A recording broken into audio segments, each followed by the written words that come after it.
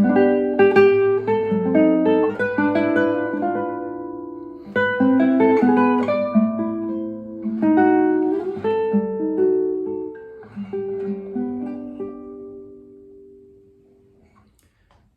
everybody, and welcome to the Labyrinth of Limitations. This is an episode where we're going to look at simple chord structures within the scales of chords. So what I mean by that is things like cowboy chords. And so we're looking at things like C major, A major, G major, E major, and D, but we're going to look at them within the scales of chords and see that there is really no instance where we need to shift away from the types of thinking that Barry Harris has given us to think about. We can get to all sounds, and it's always going to be freeing to us if we can learn to stay within this way of thinking. Okay, so that's going to be important. So this is a fun exercise in that way, and there's some pretty sounds to be found. Let's take C major and look at it, and we'll see that on the bottom end, we have a triad, we have a shell chord, and we have a shell chord. We have an octave chord, we have an octave chord, and we have what is essentially the interval that binds a drop two, but it's like this. So we're going to move these around. Let's look at this triad in C major 6 diminished, and we get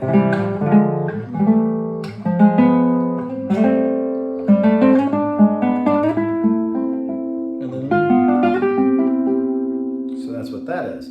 Then what about this? This is a shell chord. We go,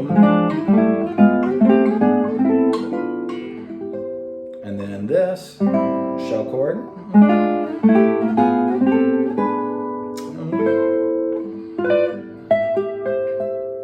So I can move by, like maybe I'll just take that last bit and I'll just move down from it. So I'll go like, I'll start with the diminished.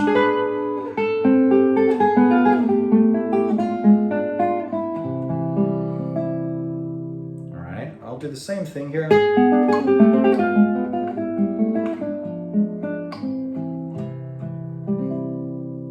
I'll borrow all of that.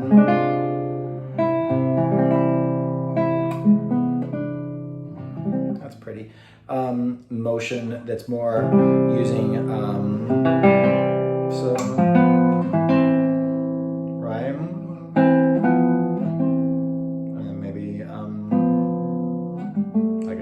like this, but then I could go.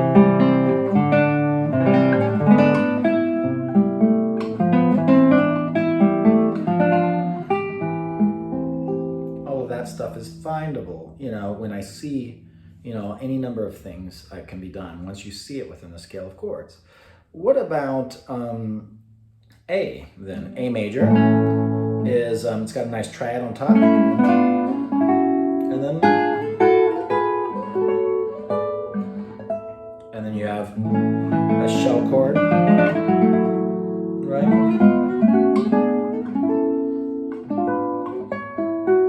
And you have an octave chord. So I can go to a full-blown octave chord, which I don't practice this on the bottom of strings very much. That's better. Okay, so that's all nice stuff. So that's A. So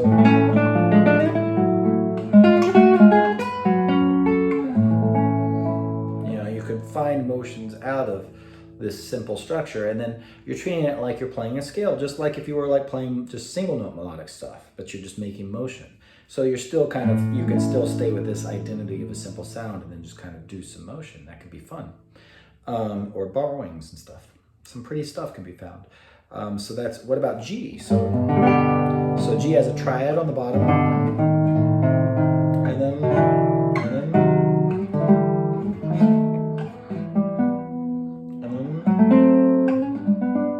I went an octave up there. What about, this is a shell chord.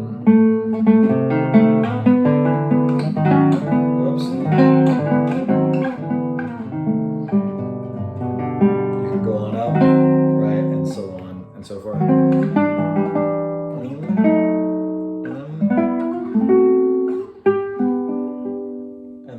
you have, this is a nice little shell chord.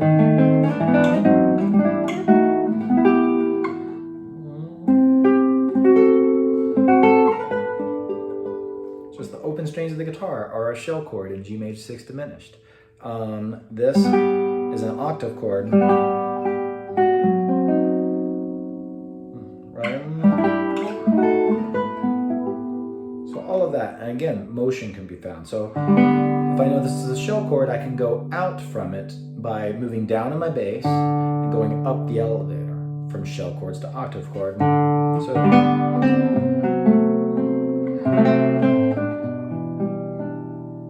like that.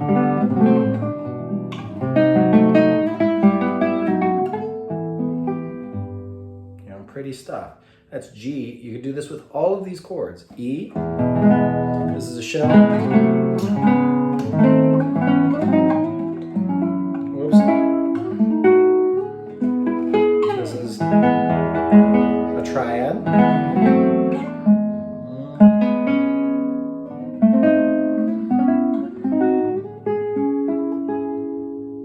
And this is on top is a shell chord.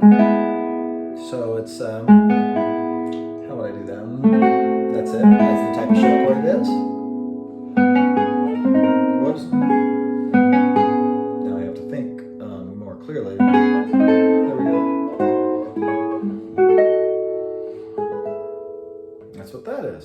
That's just a shell. So what about, so we did C, we did A, we did G, we did E, and then we have D. This has a nice shell on top. So we go, and then,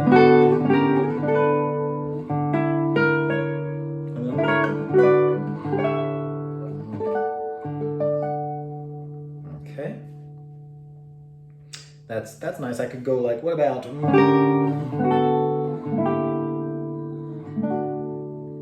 just a nice little ending into that chord if I wanted to, and some simple song. That's pretty.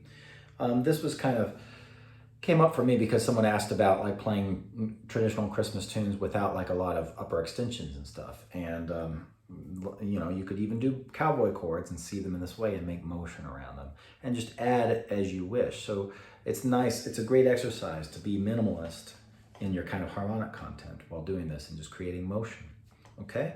So then, so that's all of them really. And you can take, you know, you should take a simple song and practice, like "Oh Christmas Tree" that I played at the beginning of this is really simple. It's just so.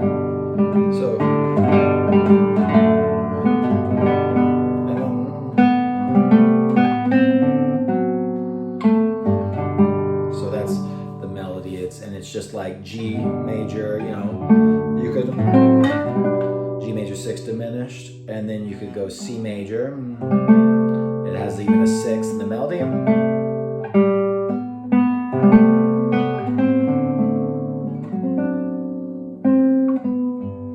So you could mess around with making motion.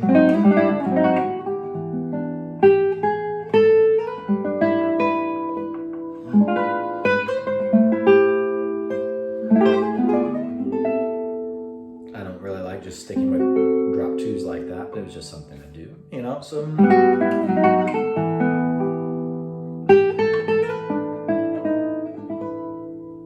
And that's getting more complex. You could keep it really in the box though, you know.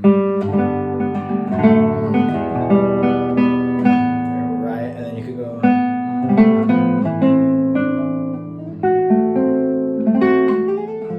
Whoops. What is this? No, I'm not getting. Trying to keep it really simple. So D dominant 7th, you know. Whoops. You know, really simple sounds.